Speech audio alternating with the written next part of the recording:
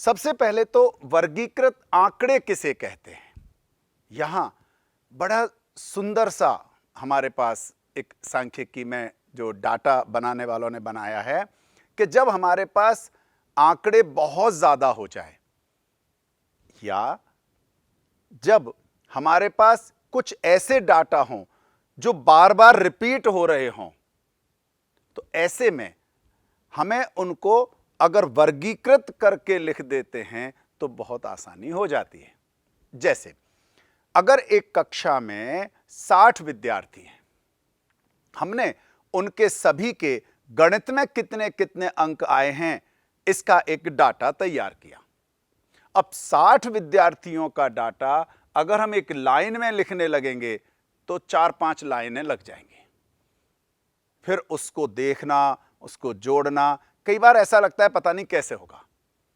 वहीं हमने यह देखा कि किस विद्यार्थी के कितने कितने अंक आए हैं। कई अंक ऐसे होते हैं जो बार बार आ रहे होते हैं, इसलिए जो अंक आए हैं उन्हें लिख करके कोई अंक, मान लो किसी विद्यार्थी के 40 नंबर आए, अब 40 मान लो 10 विद्यार्थियों के आए, तो 40 40 40 10 बार लिखने के बजाय हमने लिख दिया कि भाई 40 10 के आए, काफी है, बजाय 10 बार लिखने के। 50 आए 5 विद्यार्थियों के, 50 लिख करके लिख दिया आगे 5, जिसको कि हम बारंबारता कहते हैं। अर्थात जो वर्गीकृत आंकड़े हैं उसमें x और f, इसका बड़ा महत्व है। कई बार ऐसा होता है, मान लो अंक 0 से और 60 तक के बीच में बहुत ज्यादा आ गए, तब भी हम पूरा लिखने के बजाय कि पूरा पेज भर गया, फिर हम उसको बांट लेते हैं। एक काम करते हैं, 0 से 10 तक कितने विद्यार्थियों के आए, 10 से 20 तक कितने विद्यार्थियों के आए, 20 से 30, 30 से 40, 40 से 50, 50 से 60, इस तरह से भी हम उनका वर्ग अंतराल निकाल करके फिर पता कर सकते हैं। लेकिन इन दोनों कंडीशन में f बड़ा निश्चित होता है, शांत रहता है। जो वर्ग अंतराल हो या कोई अंक हो, वो कितने विद्यार्थियों के आए हैं यह हमें बारंबारता से पता लग जाता है।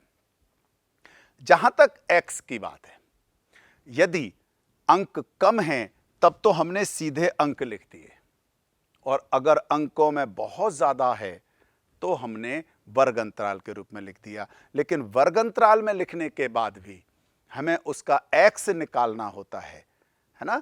तो सबसे पहले हम ये देखें कि वर्गीकृत आंकड़े दो तरह के होते हैं। पहला असतत बारंबारता बंटन के द्वारा, यानी डिस्क्रीट फ्रीक्वेंसी डिस्ट्रीब्यूशन, जिसमें केवल x और f होता है। लेकिन दूसरा जो कंटिन्यूअस फ्रीक्वेंसी डिस्ट्रीब्यूशन भी होता है, सतत बारंबारता बंटन, उसमें हमें वर्ग अंतराल दे रखा होता है, और वर्ग अंतराल देने के बाद जब हम वर्ग अंतराल के द्वारा उस बारंबारता सारणी को बना लेते हैं, तब वो कहलाती है सतत बारंबारता बंटन। इन दोनों में अच्छी बात क्या है कि वर्ग अंतराल भी अगर हमने निकाला तो उसके वर्ग अंतराल का मध्य बिंदु x होता है, और x निकालने के बाद ही हम वापस जब इसी में आ जाते हैं असतत बारंबारता बंटन में, तभी हम आगे माध्य का या बहुलक पता करते रहे हैं 10वीं क्लास तक, और 10वीं क्लास तक आप लोगों ने इसको बहुत अच्छी तरह से पढ़ा हुआ है।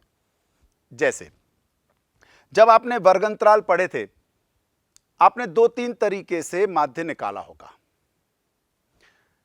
वर्ग अंतराल का मध्य बिंदु निकाल करके x आ गया, और जब x और f हो गया, तब आपने माध्य निकालने के लिए 2 तरीके अपनाए होंगे। पहला सिग्मा fx बटा सिग्मा f, सीधा सीधा f को x से गुणा कर दिया।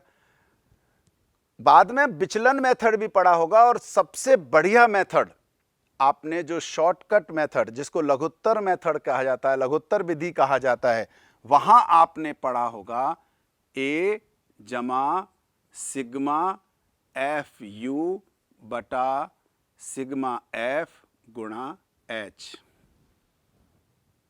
इस तरह से हम आसानी से उनका माध्य निकाल सकते हैं। तो माध्य निकालना, इस सतत बारंबारता हो या असतत बारंबारता हो, यह हमारा मुख्य रूप से टारगेट होता है।